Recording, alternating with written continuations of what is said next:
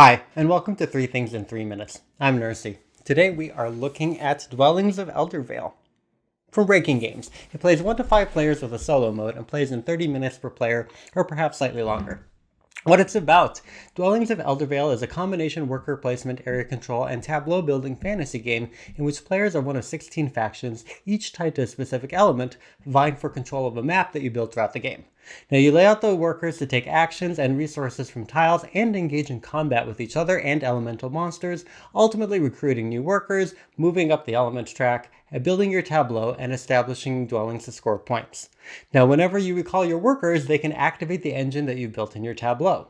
The game continues until the map is fully built or someone has built all of their dwellings. Then players will score on the element tracks, the value of their dwellings, tableau cards, and endgame prophecy cards. What I like. Dwellings of Eldervale mixes the elements of worker placement, area control, and tableau engine building in a unique, clever, and well-integrated way. And because your units count as military units and workers on your map, and triggers for your engines, you'll find that there is a careful strategy of timing and balance that makes the game compelling.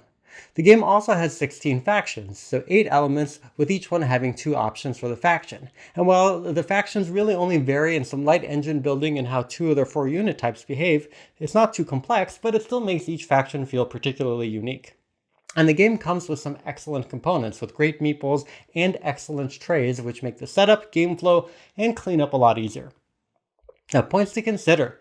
Combat entirely relies on dice, so the stronger your position, the more dice you roll. However, the winner is whoever rolled the single highest number, breaking the ties with the next highest and so forth. So while more dice will improve your odds, combat can swing widely, and since your units are also your workers, them dying in combat, even though it's temporary, can really throw off your plans. So if you like carefully planned strategy in your combat, you may find it frustrating at times.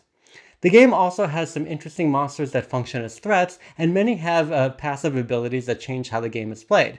Now, it makes the game quite variable, but it can be a little distracting to remember what all their abilities are and how they affect each turn.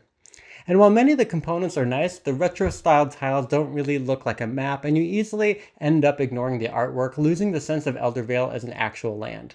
And the dwellings are really roofs that are being worn by your workers at hats, and that looks kind of goofy. So in summary, it's a clever and unique hybrid of worker placement, area control, and tableau building, though with very swingy luck-based combat. It has a great variety of factions and characters to keep the gameplay feeling different, though the monsters can distract from gameplay, and it has well-designed and useful trays, even though it has less inspired map tiles and silly dwelling hats for your workers. Thanks so much for watching. Please make sure you like and share this video and subscribe to the channel.